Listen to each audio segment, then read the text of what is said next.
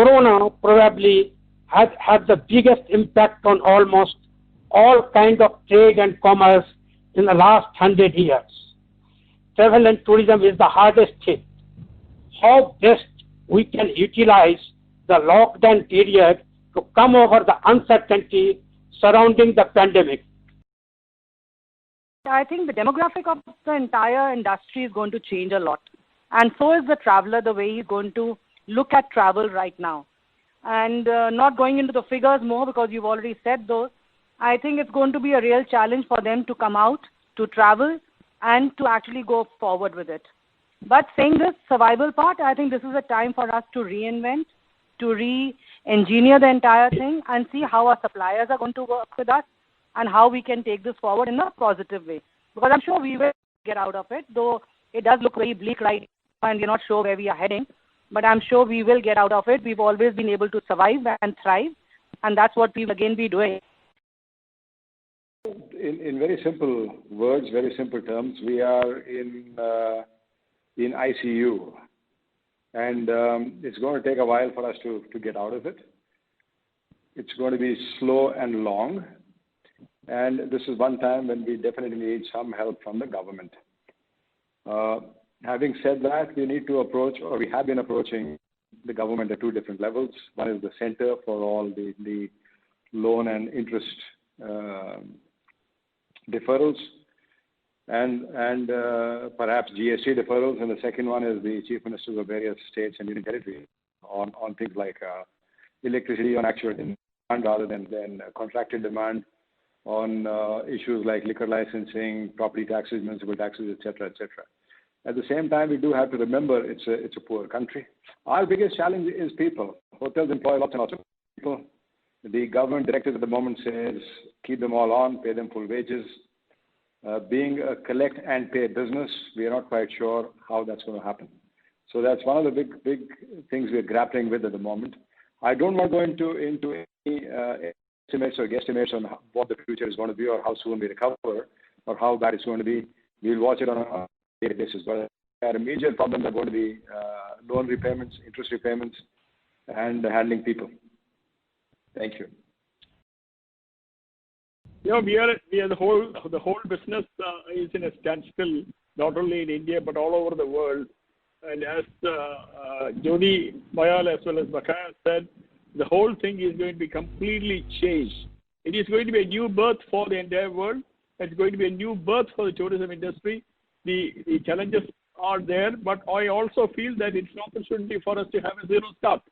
Because what has happened is happened, but now it's going to be a new life for every one of us. So we have to be prepared to start from the scratch and rebuild our business and move forward with a kind of a different vision. Because the customer's attitude is going to be changed, the customer's behavior is going to be changed, the whole, the action is going to be changed. Because the people have learned to be patient and people have learned to be quiet and sitting at home.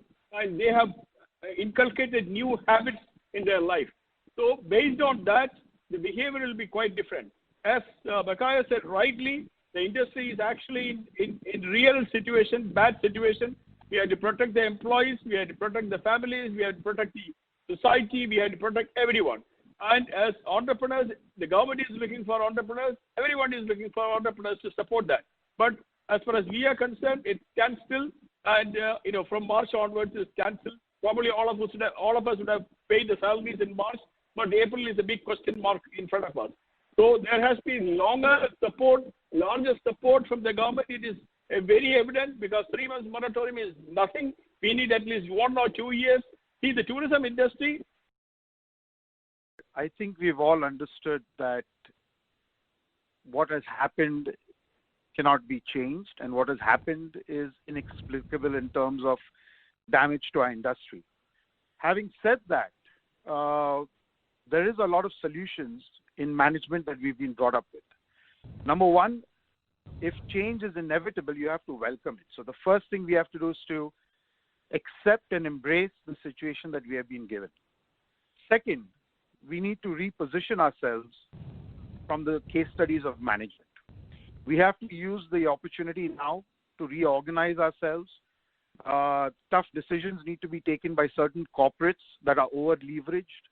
Tough decisions need to be taken in terms of manpower management, cash flow management. Tough decisions need to be taken in terms of vendor management. So these are all situations that we are going to be faced with in the next coming months.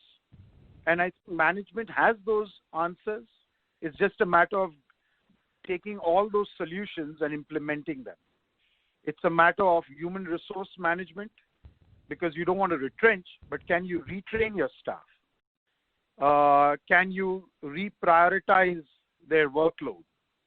It's about vendor management. How do you work with your vendors?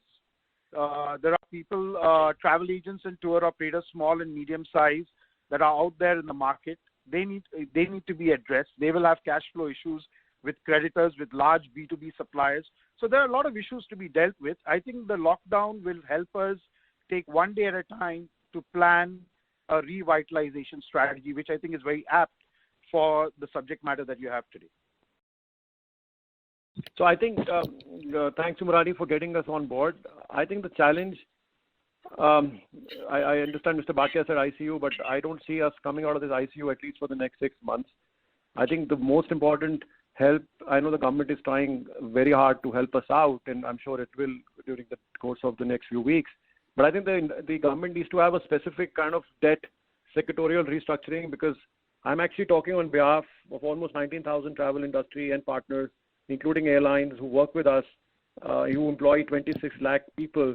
You know, I think a lot of us are struggling right now because we don't see how to manage our cash flows. I think cash flow is something which one has to really, really look at it beyond anything right now, because there's hardly any business going to happen. It's just that how do you preserve your cash, because that's what going to make you survive going forward. So if the government can help us with a 12-month moratorium, as Mr. Najib said, whether it comes to GST/TDS, you know, this will help us to ensure that people, continue to pay their basic running expenses, their salaries to the staff, which have been working with them for many years. The other challenge, the survival is that the airlines and hotels really need to support the fraternity, because everybody's trying to manage their own cash flows, not realizing that the small, medium travel agents are really suffering, with their receivables and the credit notes which are pending from the various suppliers. I think debt recovery is very, very important, because how many debtors will actually survive is another question. Plus, remodeling a business and everything is fine, but the reality is the way the world travels will change. I see a lot of visa regime changing going forward. Somebody in the visa industry was telling me there's going to be no Schengen visa going forward. I mean, if you have to go to Spain, Germany, and France during the same trip, you have different visas. The way we apply for a yellow fever to go to Africa, I think there will be a Corona certificate now for us, which we'll be carrying or applying, or which will be needed when we are applying for our visas. I think the fear factor is the biggest challenge, for somebody to travel overseas. I think being ambassadors of this industry, I think it's very, very important for us to create positivity right now. I'm more concerned on these things rather than, learning things and everything, because let the business happen, rest will all follow. The worry is when that revenues will start coming in and how do you start getting cash, because right now the situation is really, really grim, and I don't see it bouncing back at least till Diwali this year.